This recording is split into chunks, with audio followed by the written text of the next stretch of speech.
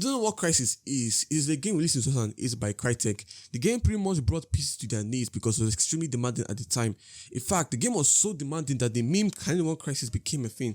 It took years before it could build PCs that could handle it with good performance, and in 2022, Crytek released the master version of that game to punish our PCs even more. But I got the game, and after playing for 18 hours at hard difficulty, I will review this game and tell you whether it is worth to buy or not. I set the graphics settings on low because of course I had to, and at low settings the game looks pretty good.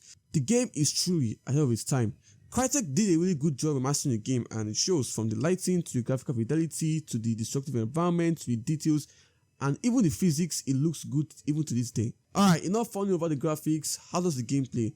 Well, Crysis is a game comprised of 13 missions, each having an open world and a sandbox gameplay. You play as a soldier codenamed Nomad, and you land in an island to rescue some scientists taken hostage by the Korean government. But you run into some complications. I don't know, but I don't think we're alone out here. 2 of your teammates get killed, and you fight your way to finish the mission. But before I talk about the open world, let's talk about the core gameplay. And I have mixed feelings. Mostly positive, but there are some negative caveats. Considering the fact that it's a remaster of a 2008 game, some of its gameplay elements show that age. The gunplay is, well, 2008. It is not that great compared to today's standards. The AI is pretty much too easy unless you're playing in hard difficulty and above.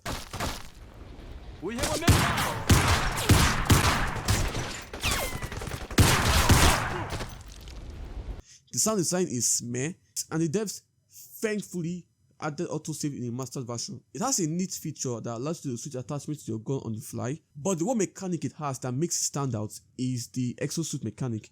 You are wearing an exosuit that gives you a couple of abilities like extra armor, extra speed, a higher jump and stealth, and so on. It adds a lot to the gameplay and its sandbox, which is the one thing that makes this game really fun.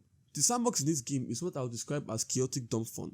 First off is the destructive environment. It is not as good as Battlefield, but it is still good. It has an open-ended environment, so you approach the gunfight in so many ways, and each mission has side missions that are pretty short. The enemy variety is decent, and you even fight enemies that wear the same exosuit as yours. Add the exosuit abilities to the mix, and you really have a fun sandbox experience. Alright, so as you fight to complete your mission, you find out that there is more to the island than it seems apparently. You find the lead scientist, but it gets killed, and you have to rescue the daughter from the general.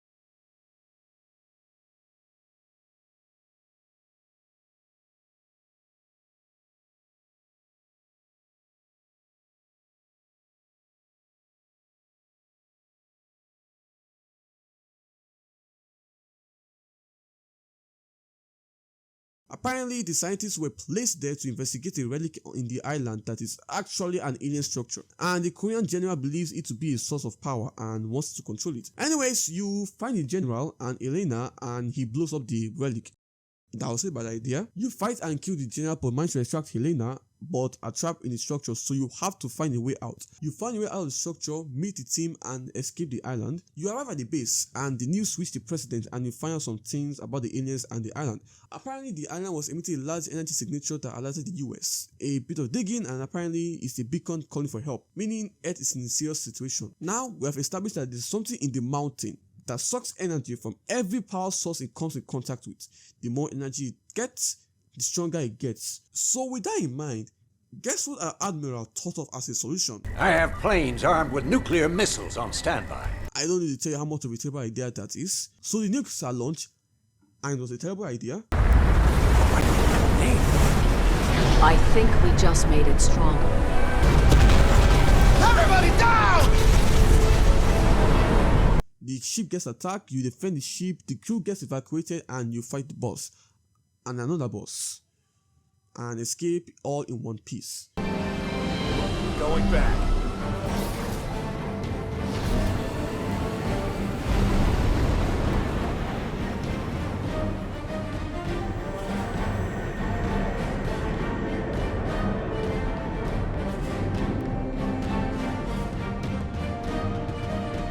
And that's the game. The story is decent, has some moments. The game is pretty fun, and I recommend it to anyone that is interested in FPS games. For a 2008 game, it was really ahead of its time in terms of graphical advancements, some gameplay elements, and the sandbox. Anyways, thanks for watching. Give this video a like if you enjoyed it and subscribe. I'll see you in the next one.